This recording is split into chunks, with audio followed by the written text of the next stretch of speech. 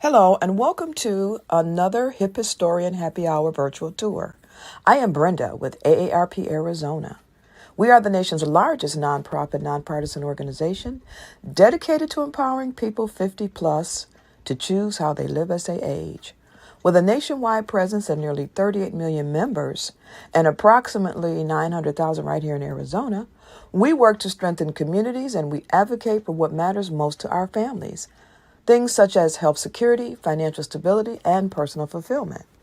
In the month of August, we will lean into AARP's return to in-person local events, volunteering and AARP rewards, and amplifying the call to action for the 50-plus community to deepen connections. AARP has focused on the important work of being a wise friend and a fierce defender for people 50-plus during the COVID-19 pandemic, demonstrating our commitment to their good health and financial security. As we face another summer with pandemic concerns and record inflation, the health and wealth communications continue to be important. Though so, too does connecting with others in the name of health and happiness. We will meet this moment by offering flexibility, returning to free in-person events in local communities, as well as providing virtual experiences where people 50 plus can make connections. You can learn something new and have fun and discover new interest. For more information and these resources, please visit us at aarp.org/local or aarp.az. Enjoy today's session.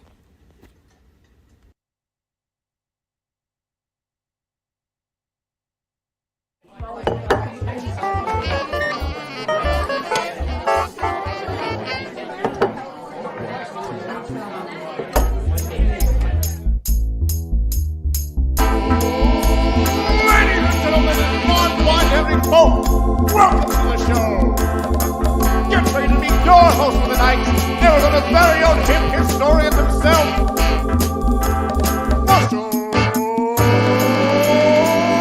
Sure. Well, hello, good evening. I want to welcome you all to Arizona History Happy Hour. I am so happy you can join us on this last Thursday of August. It is indeed August 25th, and I am Marshall Shore, your host for the evening for Arizona History Happy Hour. And so here we are on August 25th. So back in 1893, out in Willow Springs, out in the Phoenician Mountains, a group claims to have killed a rattlesnake that was 78 feet long and had almost 100 rattles on it. It was said to corroborated by some of the other ladies that were in the group. So I know that is not one of the things that I would enjoy finding if I was out camping in the mountains, but there you go. All right. So it is also Banana Split Day. So, this is your chance to go bananas. You can mix bananas, ice cream, a drizzle of chocolate, some whipped cream, some nuts, and even a maraschino cherry right on top. Now, it was originally created in a pharmacy at a soda fountain, not an ice cream parlor. That was back in 1904, and we've been enjoying them ever since. It is also Thoughtful Thursday. Now, Thoughtful Thursday is a part of Be Kind to Humankind Week. So this is a day where we really try to be more aware of others' feelings and more considerate and thoughtful because, at this point in time, we're all going through some stuff. And who knows who's going through what. Now, it is also Whiskey Sour Day. Now, history has it that this cocktail was first mentioned in a book back in 1862, a long time ago. And it's a mix of bourbon, sugar, and citrus, and can be garnished with either an orange slice or a maraschino cherry as well. Now, also, depending on what you're wearing, it's also secondhand wardrobe day, a chance for you to maybe clean out your closet. Because, you know, we've all got those things we bought and maybe wore once and it's just taking up space. Well, you know, here's a chance to get rid of it, maybe donate it, maybe sell it through other venues. You know, right now, I would say, I think secondhand clothing or resale or upcycled clothing is now a huge market. There are so many places online as well as brick and mortar where you can dispose or pick up clothing as well. It is also National Park Service Day because back in 1916, on August 25th, Woodrow Wilson signed the act that made National Park Service a thing. So there we go. So what a great way to kick off August 25th. Now, what can you expect from tonight? If this is your first time watching, you know, we're going to have all kinds of fun. Now, I got here about 22 years ago from Brooklyn. I was working in a beautiful Carnegie building and decided to trade all that for a small library filled with sunshine in South Phoenix, where there was this rich oral tradition of the community. And that really got me looking at Arizona in a whole different light. We promptly moved into, once we got here, a beautiful 1956 ranch house. And, you know, I was just showing our house actually yesterday to one of our neighbors and how much I love my kitchen. All those original appliances that match that buttercream yellow tile, and everything still works. Now, as soon as I got here, all I kept hearing about, there was no history here. But, you know, I didn't really believe that because I knew every time I went somewhere, whether it was on foot, on a bike, in a car, it didn't matter. I kept running across so many people, places, and stories about all kinds of really cool things throughout Arizona. And then there's that post-war boom that I think in a lot of ways made the Arizona that we all know and love and enjoy today, because they brought, you know, they'd stationed here, trained here, or passed on somewhere else. They were moving here for a huge change of life. Also, soon after that, air conditioning came to Arizona. So forever changing how we interact with Arizona, its environment. So, as I said, my name is Marshall Shore. I'm also known as the hip historian, which means I get to play a lot with Arizona history. We've started doing, if any of you follow me on other social media, you've maybe noticed that I've started doing some videos that actually are better than my past videos. Well, I'll say that nicely. I'm excited to say that I have Audrey, who has started as an intern. And so we've been doing a lot of cool videos through Local Buzz. So there'll be more on that as time goes on. We are also getting ready to, so tomorrow, we're actually doing a little video to kick off the fact that next month we are doing banned book reading. We did it pre-COVID, and so we are happy to be launching that again. So excited we've already got a handful of readers, and it's going to be an amazing event. And then also the end of November, we are launching our second dinner and a seance. So that will be fun down in Bisbee at the historic Greenway House. Now, I see many of you have already found the chat session. Now, if there's something you want to say that maybe you don't get into the chat session, you can always reach out to me on Facebook, Instagram, email, or even via my website. So happy you can all make it tonight. Now, it would not be happy hour without a beverage. And so, you know, today we picked up from PJ. I went all the way out to Gilbert, and oh my gosh, there's so much happening out there, which was really cool to see.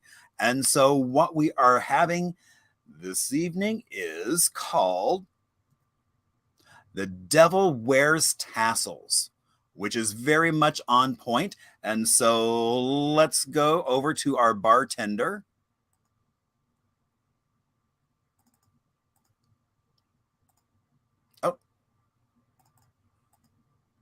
There we go. So there is Silent Bob, and look, he has made for me a delicious cocktail. The Devil Wears Tassels. And so in this beverage, we have,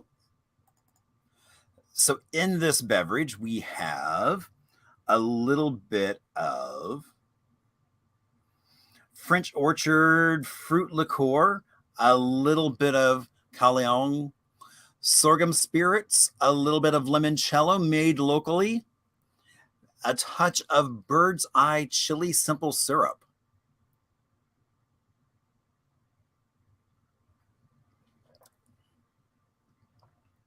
Oh, this is going to wind up on the menu somewhere, I'm sure of that, because that's really tasty.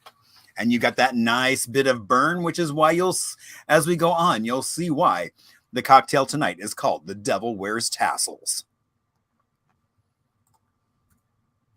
So now we get to Little Arizona, so I talk about being from New York, but I really grew up in a small town in Indiana.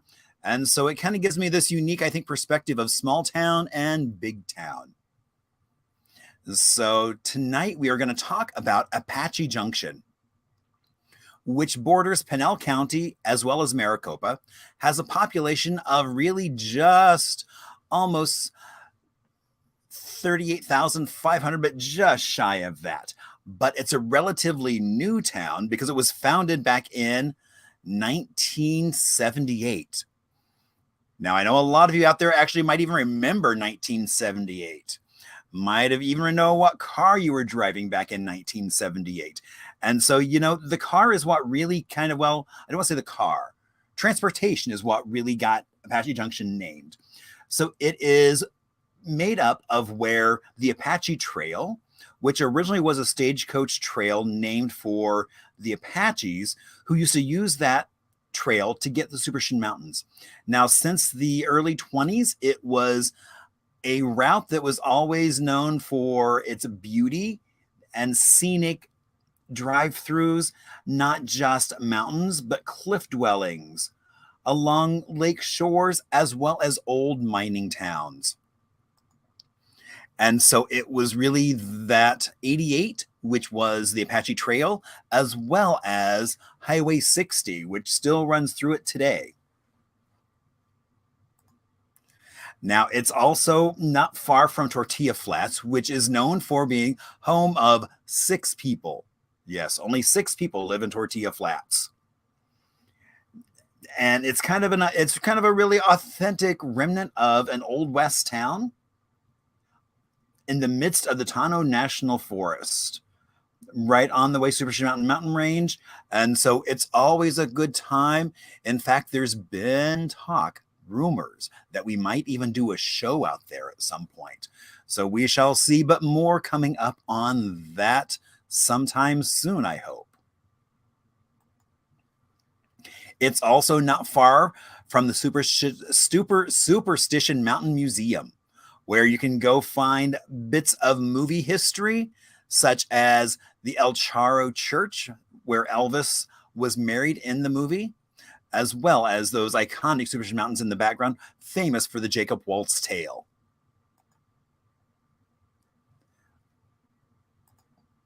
Now, we have a special guest, and so, last night, Christy threw me a note and said, hey, she actually wound up getting a dancer gig where she is hosting out at one of the casinos a private event. So we actually were able to record this morning. So that's what we're going to do, is I'm going to play that video with the trivia. So enjoy hearing all about, I think it's going to be really cool because you're going to get a little bit of Mormon history. You're going to get a little burlesque history, as well as even some Legend City history. So let's enjoy. So, one of the things I love about doing Arizona Happy Hour is our special guest. And oh my gosh, tonight is no exception in that. I want you to please welcome to the screen. Hello, Christy. Hello. Hi. And who is that who's joining us as well? This is Elvis. This is Boy. Wow. So we have two special guests on. Yes, we do. He's very spoiled, very loved. Just like Elvis. Yes, and he deserves it.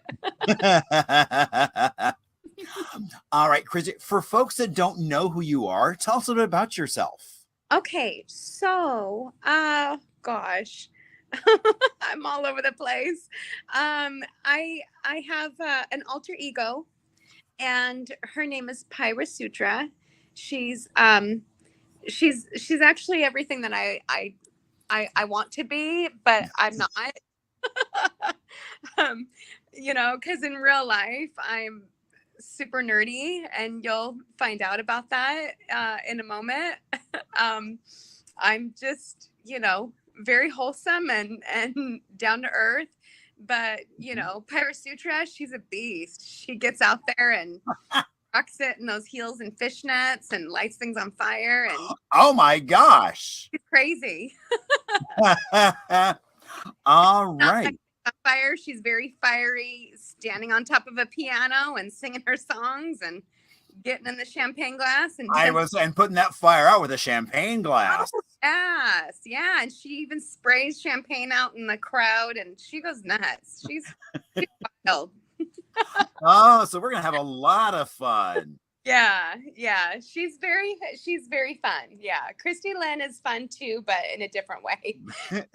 Like I said, she's very wholesome, and she's got a daughter and a little dog, and has a pretty simple life. No, it's not simple. I was gonna say, wait a minute. I don't think I would call any of your lives simple. No, it's not simple. I take that back. Oh, so. All right. So we are getting ready we're going to do some trivia. Now, Okay. when we do trivia, unlike a lot of bar trivia where it's all focused on what's the answer and on to the next question, what we're going to do is we are going to go through the trivia, and then we'll take a little bit of an Arizona music break, and then we'll come back and talk about those answers. Nice. Yeah. And so it's always fun because that's where people, it's like, if you don't know the answer, you get to learn what the answer is. Yeah. And so people keep track of, I've got one friend, she has a special notebook just for trivia. I had one friend who sent a photo of his arm and a magic marker. Mm-hmm. So, I like to, however you want to keep score. Some folks do it in the chat. Whatever makes you happy, you go for it. No shame, no guilt. It's all good here. Okay. All right. So our first question is, Christy's grandfather has a statue in front of the Mormon temple. Mm-hmm. What was his name? Was it A, William Burke, B, Charles Crimson, Chrisman. Yeah. C, Colin Rowe, or D, Benjamin Johnson? All right. So, I know people might wonder which one of those could it be? So while people are thinking about that, we're going to move on to question 2. Okay. What space in Mesa has had an extensive collection of Mesa history in its basement? Was it the Blue Adobe?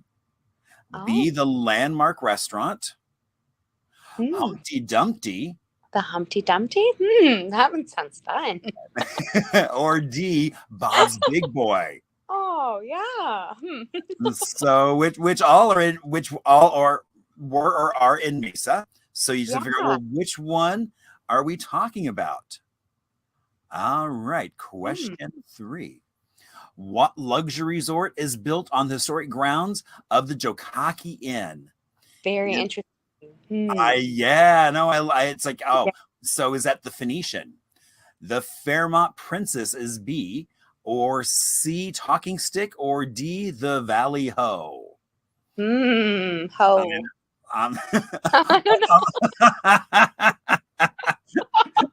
That Beavis and Butthead were like, ha, ha, ha, look, you said ho. Ha, ha.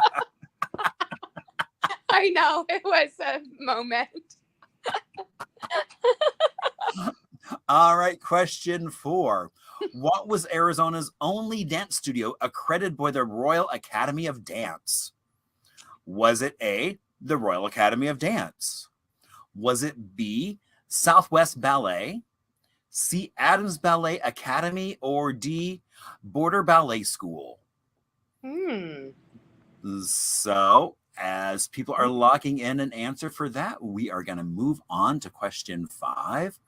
What was the name of the dance school in Gilbert teaching jazz and tap? Was it A, the Bridget McCarter School, or I'm sorry, the Bridget McCarter Dance Academy, or B, Mary Moe Dance School, C, Jazz and Tap College, or D, the Bonnie Moore House of Dance? Don't give it away because I know you know the answer, but not everybody does.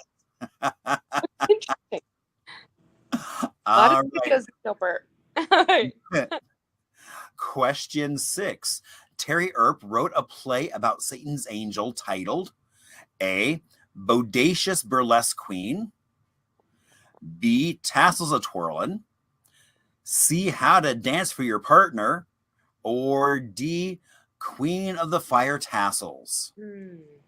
I know. What play did Terry Earp write about Satan Angel? All right. Question 7. What was the name of the Grand Avenue Chevy dealership turned arts venue? Was it A, Grand Avenue Arts, B, Paper Heart, C, Phoenix Art Space, or D, Trunk Space? Interesting. So, question 8. Satan's angel bestowed her signature dance to A, Bella Sin, That's a cute name. B, Dixie Evans, Oh, yeah. C, Pyrrha Sutra, or D, Dita Von Teese? Oh, Dita. Ah. Trick question. We're not known for trick questions here at all. All right. So question 9. The first company doing burlesque cabaret variety show in Phoenix was called A, Dandy, Oh, dandy. B, Scandalesque, C, the Peekaboo Review, Oh. or D, Tassel Tamers? Oh, those tassel tamers. Sounds like something you'd see in roller derby, but yeah. not to give away any false answers. No, not at all. I guess if it was roller derby, it'd be Tassel Terrors. Yeah, it's true. True. All right. And question 10. What is the name of the show that's a collaboration between Christy and Marshall? Oh my gosh, we both know this answer, but we're going to make everyone guess anyway. Is it A, The History Cabaret, B, Arizona Unzipped, C, Stripped History, or D, Tassels and Tails? Oh, I like that. Tassels and tails. That's cute.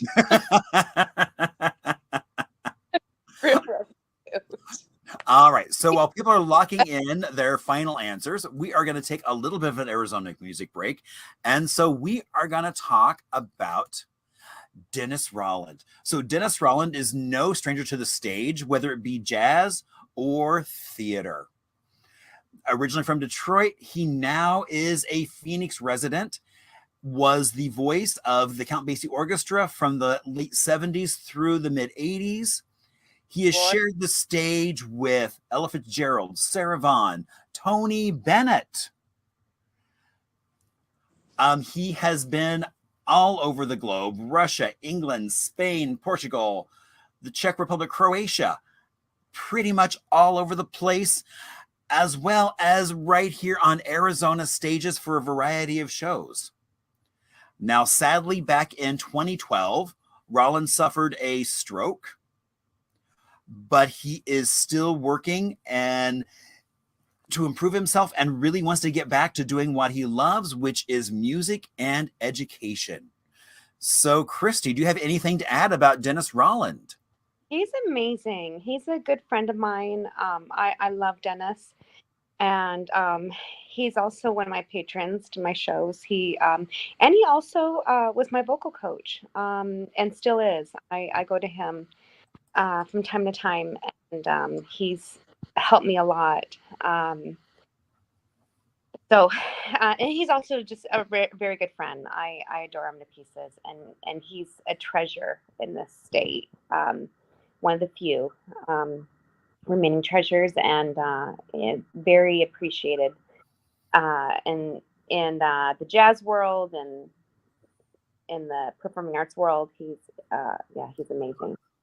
So I have a lot, all good things to say about Mr. Dennis Rowland. Oh, of course. Love Dennis Rowland, and he loves me. We love each other. We got a lot of So are you two working on any projects?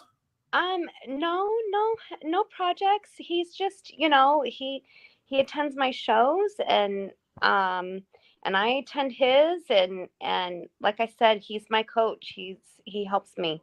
I do have a project though coming up. Dennis is not involved in this one, but I'm recording my music on vinyl, and it's available on vinyl, and it's all vintage jazz. Let Me Entertain You, Making Whoopee, Fever, songs I sing, My Funny Valentine. So really just those classic, those standards. Yeah, the standards. And it's only going to be available on vinyl. I'm working on it right now at this moment. It'll be available by Christmas. So I want everybody to... So a good Christmas gift for all those folks out there. Yeah, but it's like the classic vintage. And it's going to be a centerfold so people can open it up. Oh, my. Cool. Don't do centerfolds anymore. So, and the only way you can get it is live. So you had to come to a show. We'll be selling them at the shows, the records. I will be selling them on my website.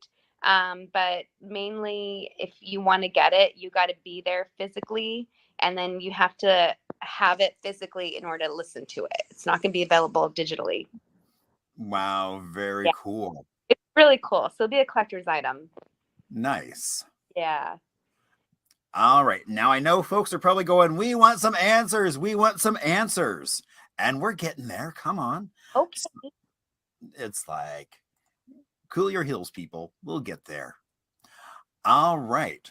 So Christy's grandfather has a statue in front of the Mormon temple. What was his name? Oh, let's see. What is that? Charles Chrisman. Mr. Charles Chrisman. They even named a road after him. Oh my gosh. He had 8 wives. He was busy.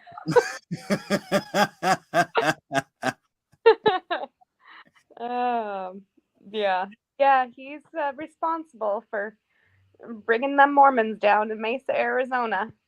Oh, so he really was one of those pioneers that really... Oh, okay. Yeah, Mr. Charles Chrisman. Yeah, that's my great-great-grandpa. Wow. So it must be kind of interesting being able to like drive down the street and say like, hi, Grandpa. Yeah. Hi, Grandpa. Yeah. All right. What space in Mesa had an extensive collection of Mesa history in its basement? And that would be the Landmark Restaurant. Now, the reason why we say it had an extensive collection because it sold a few years ago and is now a wedding venue, and neither of us has been in the space, so we don't know about the history, if it's still in the basement or not. Yeah, that's true. So what kind of things did they have in the basement? They had, there was photos of, actually, speaking of my grandfather, my great-grandpa, Charles Chrisman. There's it was like a history lesson of Mesa, Arizona. And there were some pictures of the natives as well down there and what Mesa used to look like when it had snow, because it used to snow out here. We don't get it anymore, but, because of global warming and the city taken over um, Right. things up. But it was really cool because there was photos of the natives down there, and there was also photos of like the cactus with snow on them, and then there's photos of my great great grandfather Charles Chrisman.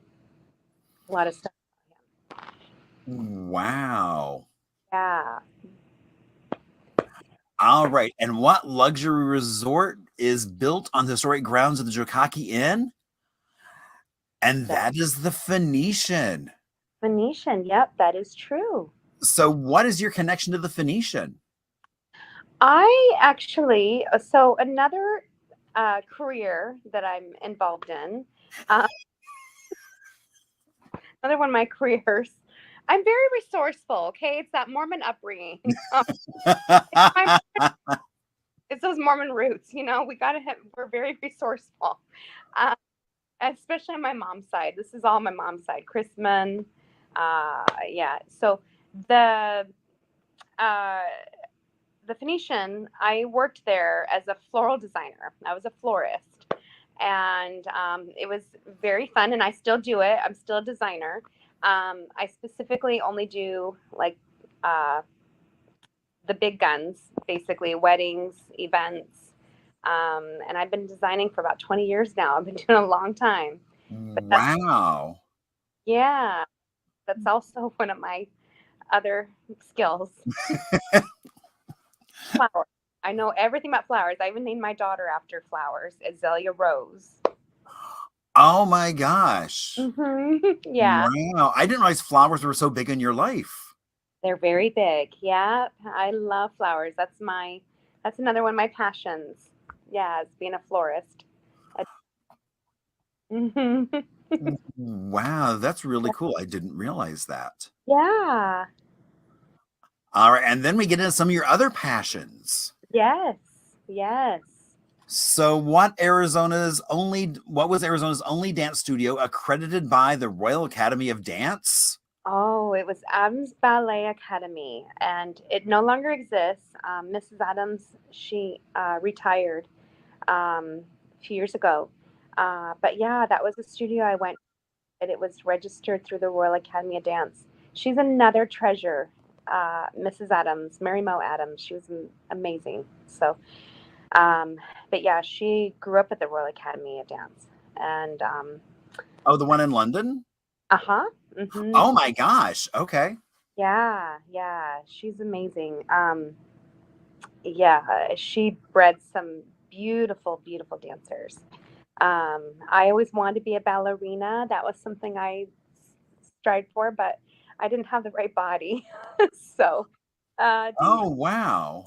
I don't regret the classical training. It's like music, if you're classically trained, you can do anything. And being classically trained in dance, I was able to do anything. So, I found many different passions that involved classical ballet that helped me get to where I need to go. So, yeah, because I am a jazz dancer and I still am, and I still teach ballet. I'm a ballet teacher. So, Okay. that's So, another where do you teach at? Right now, I'm currently doing more freelance work. Oh, wow. Yeah, I was, and I still am at Plum Performing Arts Center. It's just when COVID hit, everything changed around. They considered dance studios just the gyms, and we weren't allowed to. They closed them all down. Oh. Still open, and Home Depot apparently was essential, but the dance studios were not. So that hurt a lot of the studios, and the studios closed down that I was teaching at, and some of them stayed open. Plum survived it, but they're still, trying to get back into things. Right. Yeah, a lot of them went into survival mode. So, some of the teachers, are ours who have been there for a while, we got cut. So, and it's okay. It's okay. The flowers, the floral was still going. Unfortunately, I did a lot of funerals. Oh, yuck. Terrible. I know. It's sad. And then the entertainment stuff.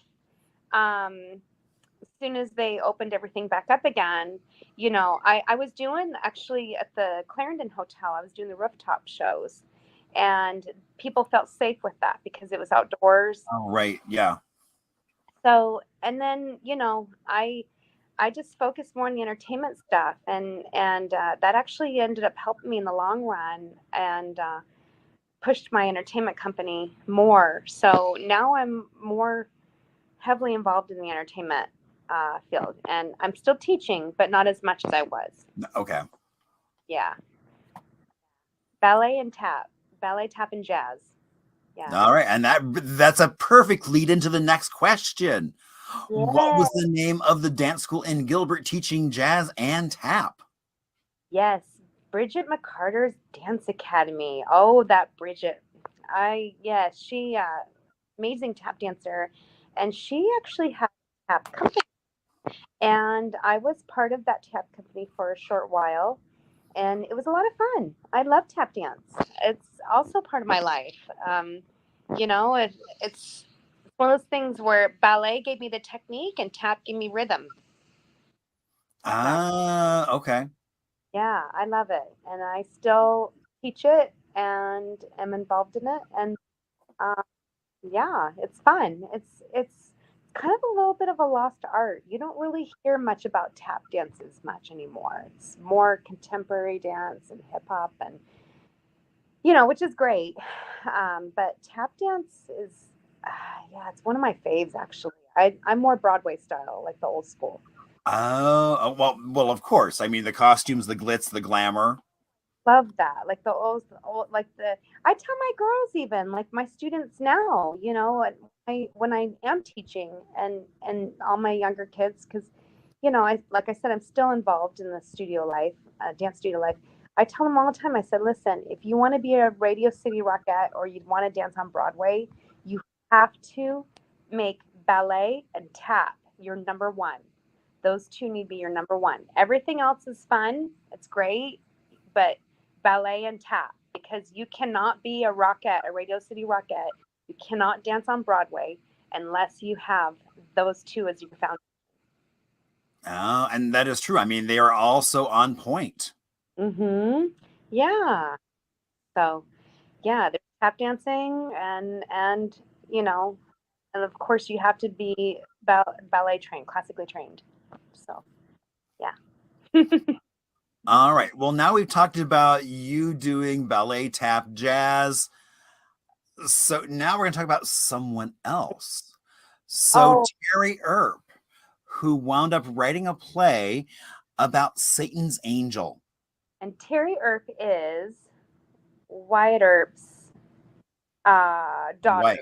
Well, Like, actually, so it was, gosh, I should have looked this up. So Wyatt Earp mhm. is was her husband. Oh, So when he was a direct descendant of Wyatt Earp.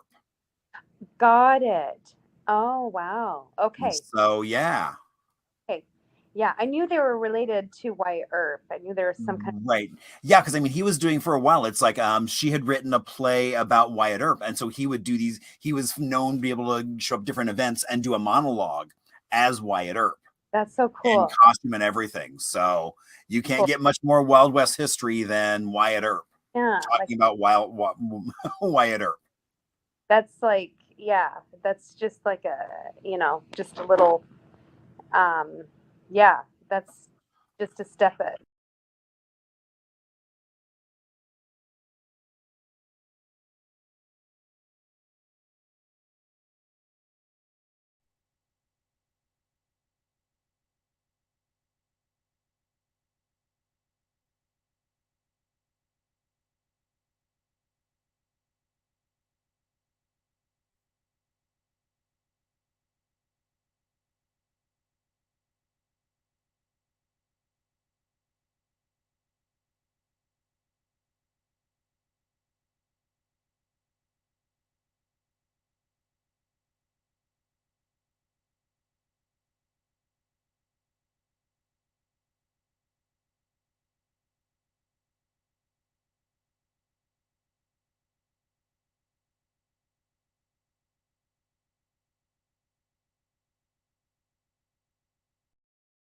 right there. Right. And so from my understanding, Satan had pretty much kind of retired. Or Thank you, Sarah. Oh my gosh. Yes, indeed. It helps if you click yourself off of mute. So what I wanted to say is that with this was actually the name of the documentary that was done called Queen of the Fire Tassels. Terry Earp's play that she wrote about Satan's Angel was called Have Tassels Will Travel. And so it was like when we got done, I was like, oh, wait a minute. I kind of fudged a little bit. So I just wanted to make sure that we were being upfront and like, okay, here was the actual answer. So pretty much you got number 6 right. So there you go. I hope you all are enjoying this. I know I am enjoying watching it again. So I'm going to give you back so we can hear more about Fire Tassels and Satan's Angel. And oh my gosh, I'm enjoying this so much. Satan's Angel, yes. Yes. Angel Walker, or Satan's Angel, had retired from kind of burlesque, of being this huge star. She was, yeah. She was actually she had a contract with Minsky's, the mafia in Vegas, and she worked as she was a headlining burlesque performer. Casinos, but yeah, she worked for the mafia. She used to tell me, she's like, oh honey, let me tell you something. She's like, that's when Vegas was Vegas. She's like, that's when it was Sin City, was when the mafia was running it. As soon as the mafia went down, it turned into Disneyland. She would say it just like that. She's like, oh honey, let me tell you something. It was and I'm sure she had a martini in her hand. And a cigarette, yes. Was Angel. Yeah, that was Angel. I loved hearing her stories. Yeah, it was. And she had so many stories. Yeah, she knew Gypsy Rose Lee. She worked with her. She had a feather fan that Gypsy Rose Lee gave her. Gypsy used to have her own show. And then, Sally Rand. Maybe it was Sally Rand that had her own show. It was Sally Rand. Oh, it was, right. Yeah, but she knew Sally Rand and she knew Gypsy. She knew both of them. Wow. Yeah. So, she knew a lot of amazing, talented people. She knew Elvis. Speaking of Elvis. Not this Elvis. I would say, right. A different Elvis. The original Elvis. Yeah. And of course, Clint Eastwood. She used to date him, and Janis Joplin. She dated her too. She lived quite the life. It was very interesting. She was what I thought was interesting. So it's like she comes to Arizona, kind of lay low, and winds up meeting Terry, and they do this piece about her, and then she winds up going off performing that, and that really revives her career.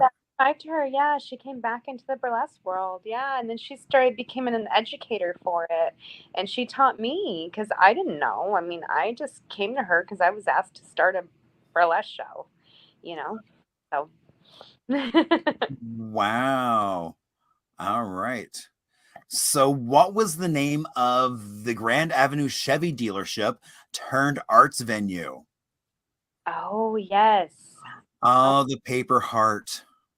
Yeah, I remember the Paper Heart. That was a really cool art gallery / entertainment venue. Scott.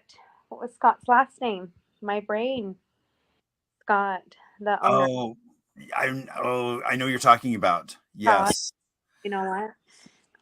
My brain. I know his last name, and maybe somebody out there doing this trivia remembers, but yeah, the owner of the Paper Heart, Scott, which unfortunately he passed away ago from cancer. He was. I mean, and the building still stands. I think last year or the year before there was a fire, so this building still stands, but it's kind of a little less than what it could have been. So it'll be interesting to see kind of as Sanders. Yes. Yes. It's actually Wikipedia. Ah. Wikipedia. Yes, Scott Sanders. Mm-hmm. That's great, because I mean that was such an amazing venue. Saw so many things there. Yeah, it was a really cool venue. That was the heart of the downtown. Well, in a lot of ways, I think also the countercultural stuff. I mean, that's where I first saw you and Satan's Angel performing on the same stage. Yeah, we did. We had like a little variety show over there, and it was cool. It was fun. And then, I did bigger things. No, nothing that I'm saying that's not bigger, but Right, but that was a great stepping stone, because it's like, and I remember it was a great audience. I mean, it was really kind of a really unique audience. It was, yeah, it was really cool. Yeah, I miss Scott Sanders though. He did a lot for the art community out here. So it's crazy because it says it was founded in 2000. I'm like, was 2000 really 22 years ago? Oh my God. Yeah, exactly. Crazy.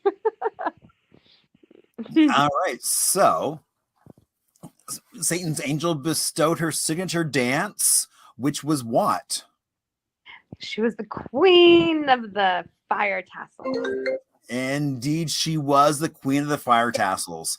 And so, were you the first one that she kind of showed the ropes to? I was the first sanctioned fire tassel queen.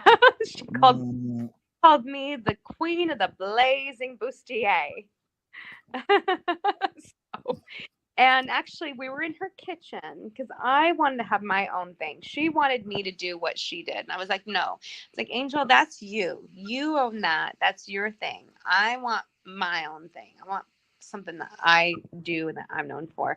And I was in her kitchen and I was playing with these gosh darn sparklers. And, and me and her literally like put them together, created them.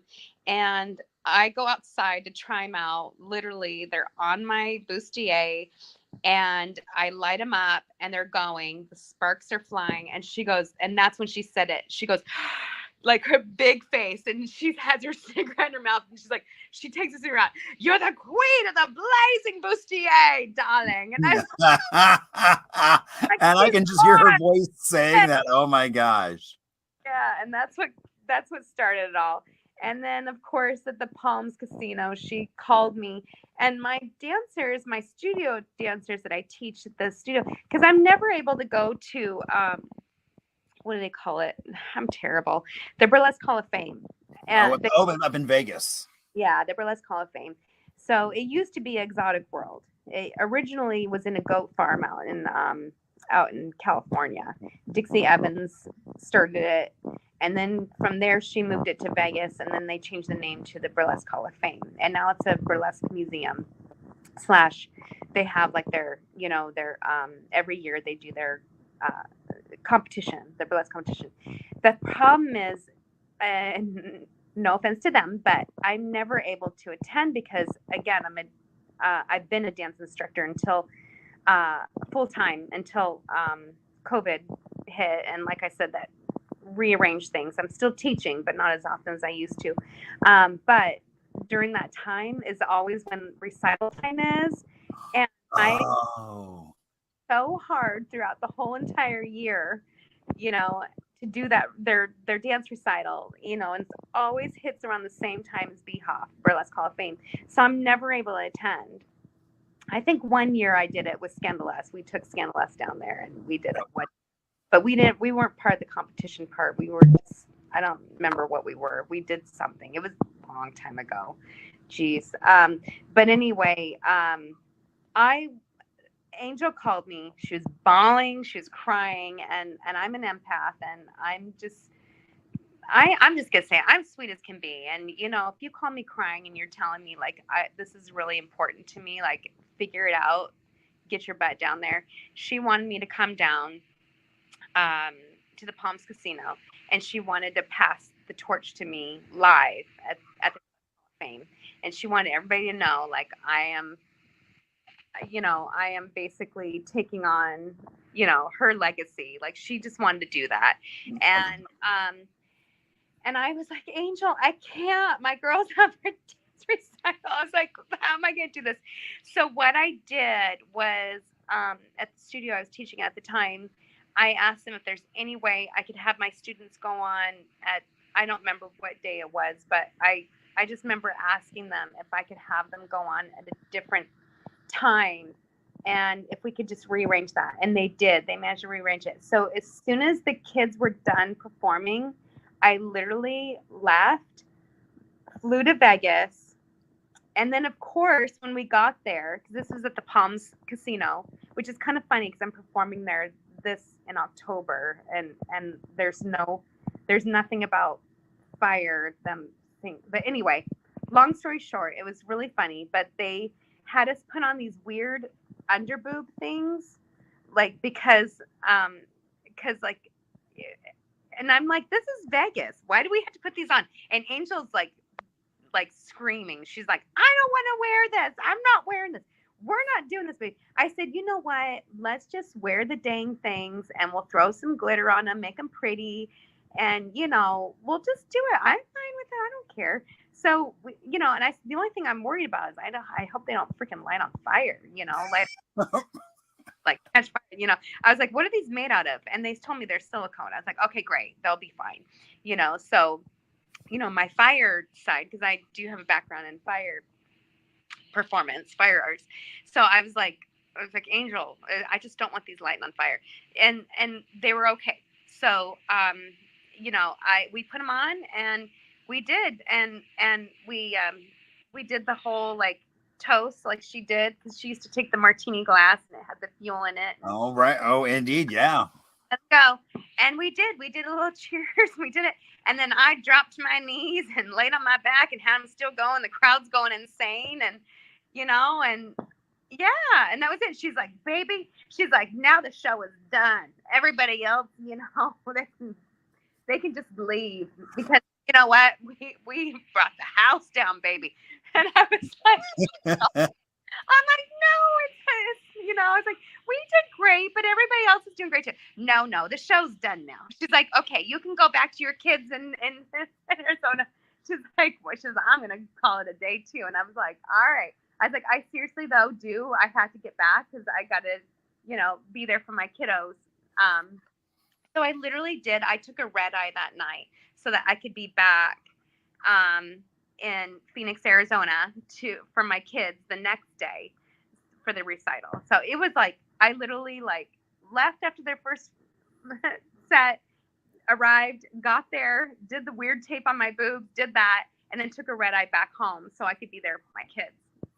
Wow. Yeah. But we did bring the house down. It was pretty awesome. Oh, I don't doubt that. I mean, that's why I loved being able to, I love that photo of Angel. Oh, it's great. It's awesome. I mean, and then it's like, and then you with your flaming bustier. Flaming bustier. Yeah. And that's at the Cicada, which I'm performing at this weekend. Ah, okay. Yeah. That's at the Cicada. I come out of a giant cake and then I, sing happy birthday, Mr. President style and do my thing with the sparks on. A lot of fun. Indeed. It sounds like a lot of fun. Oh, I'm crazy. I can't believe I'm still doing this stuff. After baby, you figure I'd be done. And so, okay, so that brings us to question 9. What company did burlesque cabaret variety show in Phoenix and was the first one? What was it called? Oh, it was called Scandalesque. Oh. Yeah, it was and at the time when Scandalous first came about, we actually debuted over at what's now called Palazzo. And okay, behind like downtown, and as always the Grand Coffee. Downtown, yeah. So originally, the Palazzo used to be called World, and then somebody committed arson in there, which was lovely, and they had to rebuild it. And while they were rebuilding it, I was doing a gig. So this is pre the burlesque stuff. I was doing a gig over at Club Downtown as a dancer, as a showgirl actually for this casino gig that was supposed to happen, and the manager at the time, Charlie, came up to me and told me how he wanted to put a burlesque show in the venue next door, which is now Palazzo. And at the time, it was being renovated. They were doing construction in there and stuff. Okay. So he went in there with a flashlight, showed me around, and I was like, this is stunning. And at the time I was like, what's burlesque? I don't even know what that is. And that's how Satan's Angel got involved, because I decided to do my research, because I was like, if I'm going to start a burlesque show, like I want to do it right. So I contacted the dancers that show that I was doing over at Club Downtown.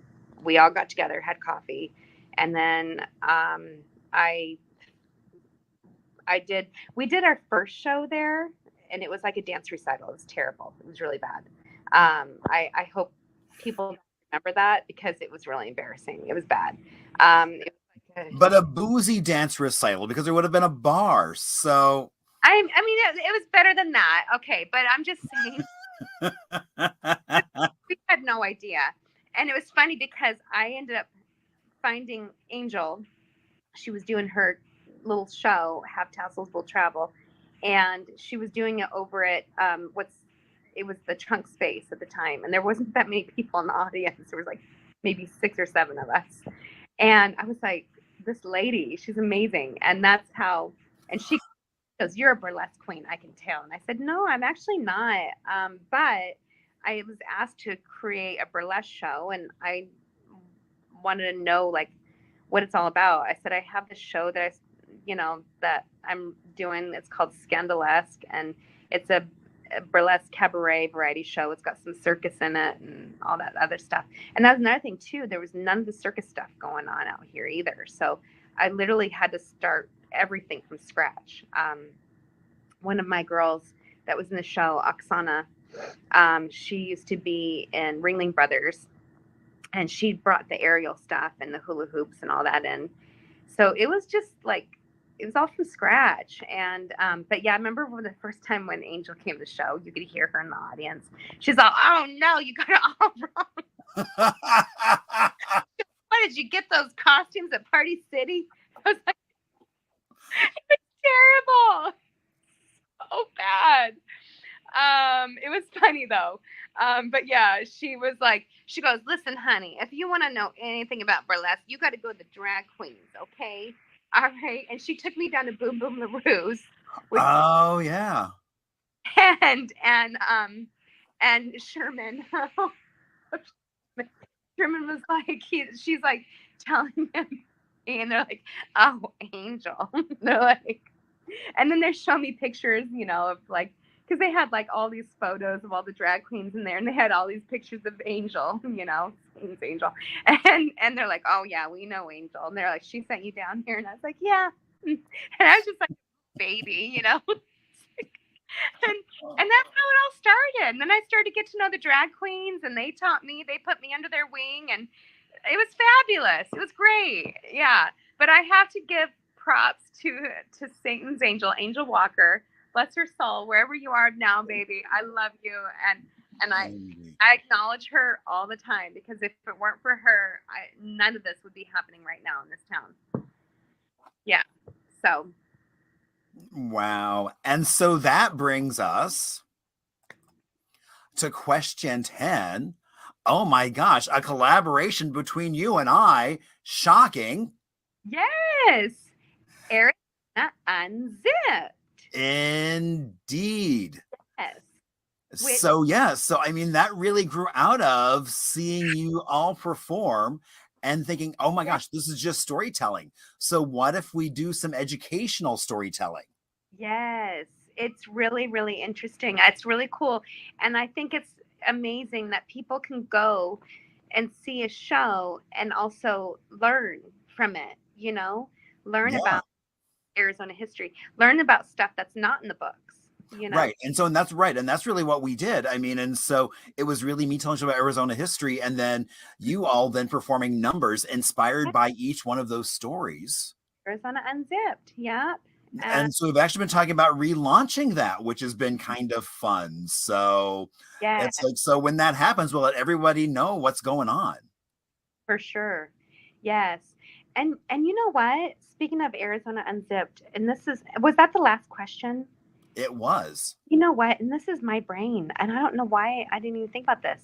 Legend City. We totally forgot to put Legend City in the. Oh, you're right. You know, it's that exactly. We didn't even mention Lewis. Lewis Crandall. I mean, oh my gosh. Yeah, I mean that could be a whole show in itself. I know. Another one of my family members. Yeah, Lewis Crandall and Prinny DeGraff, who was a can-can dancer at Legend City. Lewis Crandall started.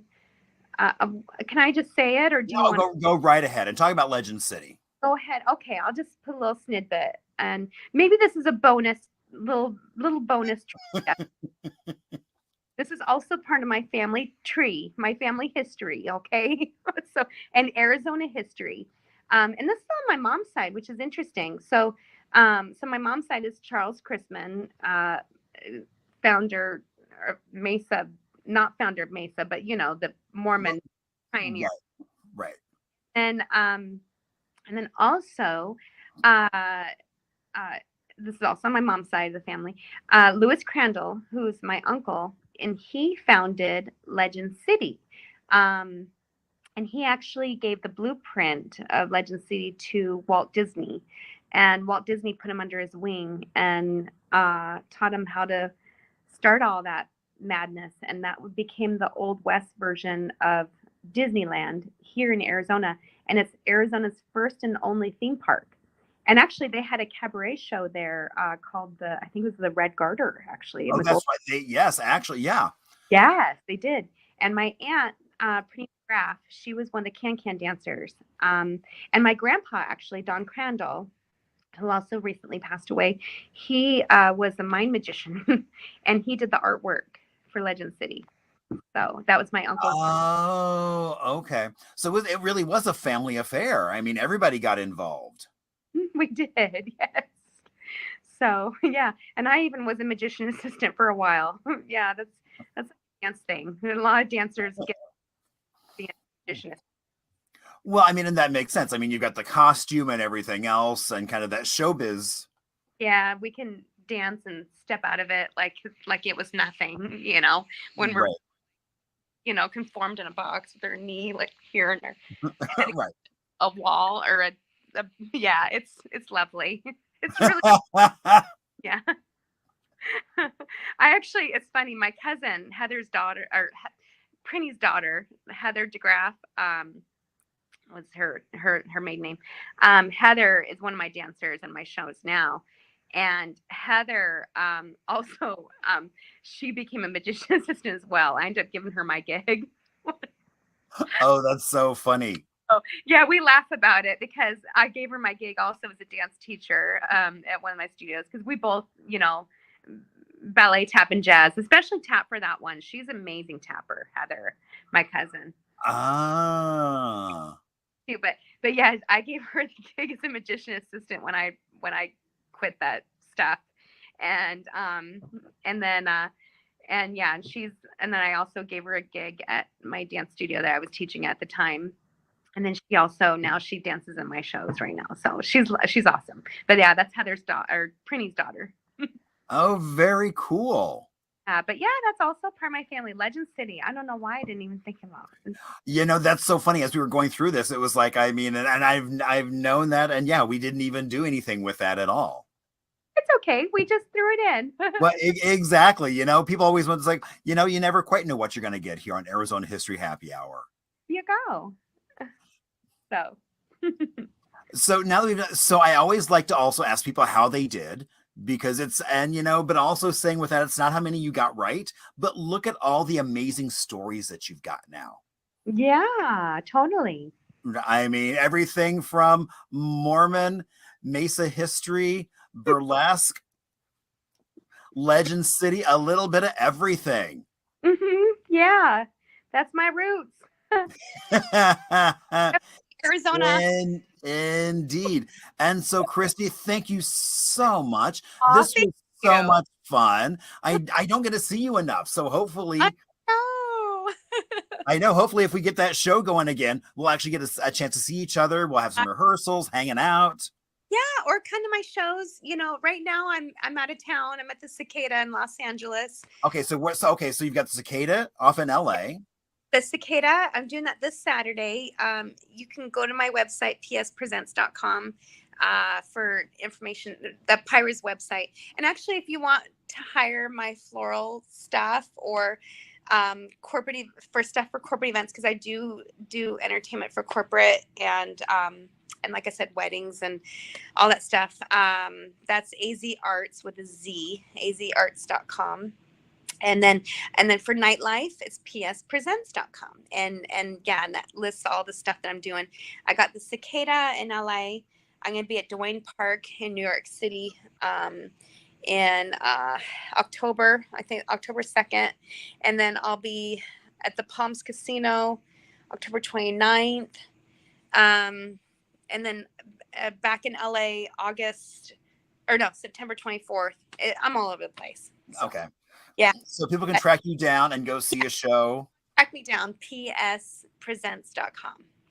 And maybe at some point soon, in that quotation mark kind of way, they can come see us in Phoenix. Yes, that's in the works. Yes. So it's in the works. And so as soon as we have dates and more information about that, I will make sure everybody knows what's going on. So. Yes. Yeah. Definitely support live entertainment. That's all I ask. Just support the live stuff, especially when there's live music involved. You know, you don't see much of that. Exactly. Yeah. I mean, right. I mean, as things are trying to wake up from COVID, people are trying to go out. And so, yeah, so just get out there and support live entertainment. Live entertainment. Keep it alive, baby. Keep it alive. Indeed. Well, Christy, thank you so much for taking time out of your day to join us. Great luck with the dancers this evening. Thank you. Yes, I'm going to be at Wild Horse Pass tonight. Speaking of for entertainment, corporate entertainment. So indeed. Yeah. All right. Well, have a great night, and I will talk to you soon. Thank you. Thank you. Bye.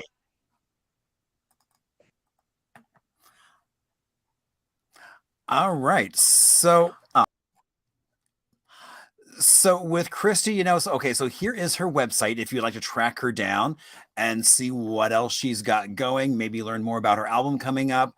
Oh my gosh. It was so much fun getting to kind of reminisce with her about Satan's Angel and so much cool history and Trunk Space and Paper Heart. So we are now coming to From the Vault. And so, I was driving by and I thought, since we're kind of talking about entertainment or the show or the spectacle, it was like, I was driving by and I suddenly saw two of these. One is almost falling off of its stanchion.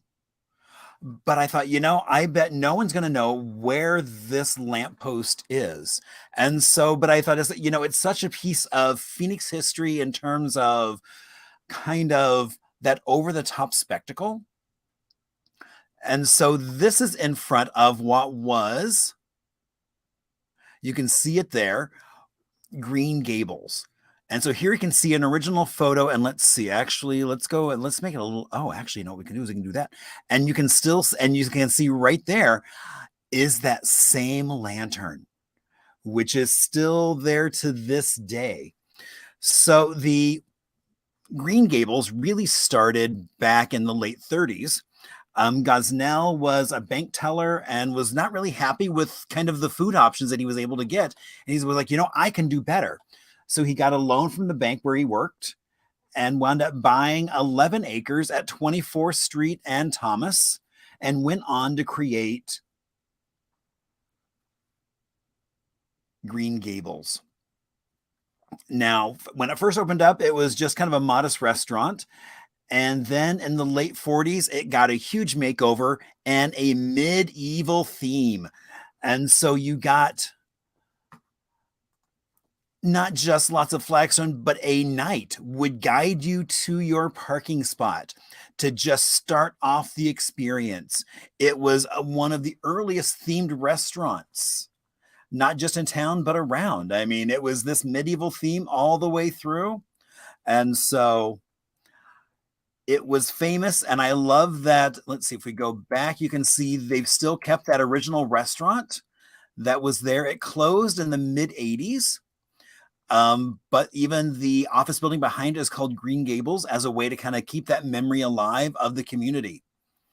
So I think that's really cool. So now you'll see why I suggested you share, because, you know, I love that Christy, I mean, and I'm so glad she was like, oh my gosh, Lewis. I mean, the fact that we were able to hit Mormon history out in Mesa, kind of like that pioneer stuff, burlesque, Legend City, and so much more. I mean, talking about kind of the early days of Grand Avenue. So that's why you should always click on share and share the love that we have. Now, next week, we have Matthew Crane coming up. Now, if you don't know Matthew Crane's name, so he has an interesting history. So he is part of the Lures family. He is a 5th generation Arizonan, and as well as a firefighter. So I'm not quite sure what all we're going to cover next week.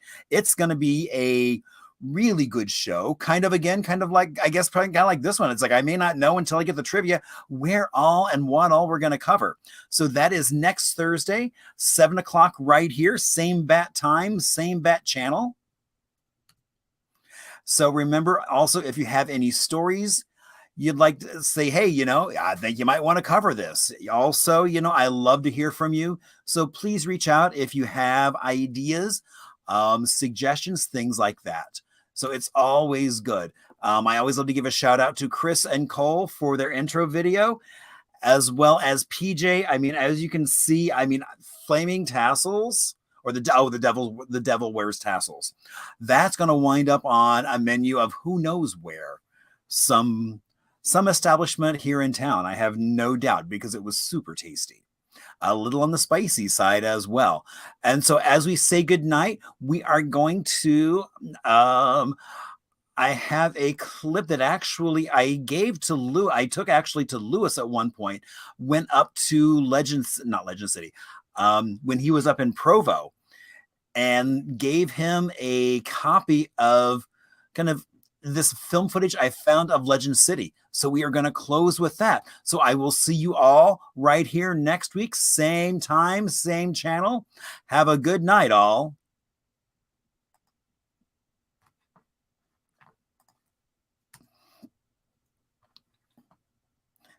Oh, and there is no music for this, so don't be adjusting or thinking that this was film footage that I think was originally done for possibly a news program or something, and so there is no sound. So you just wind up with this. And it's funny because Printy shows up multiple times in this as well. I think you might even be able to see her do a little bit of a can-can dance. And so that was kind of fun, because we actually redid that one as an homage to that little clip for Arizona Unzipped. So it was kind of nice to have that. And then when I was watching this with Lewis up in Provo, he kept pointing out more, and there is Lewis Crandall with the opening of Legend City. And so, I mean, he kept pointing out all the different family members that were actually involved and kept appearing in this shoot.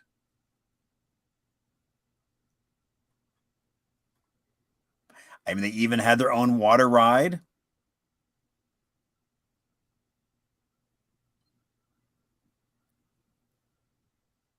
And so it's so funny. I actually was showing this at an event, and my friend Ace, that turned out to be his father, who for a short period of time was one of the boat drivers in Legend City.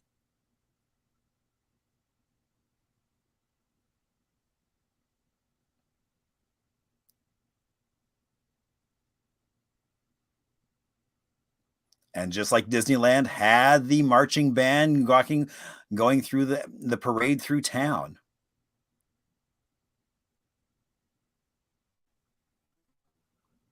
And I think that's Printy as well, with the maracas.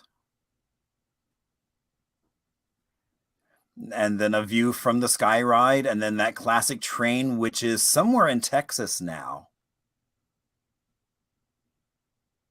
Oh, and there we go, a little bit of can-can.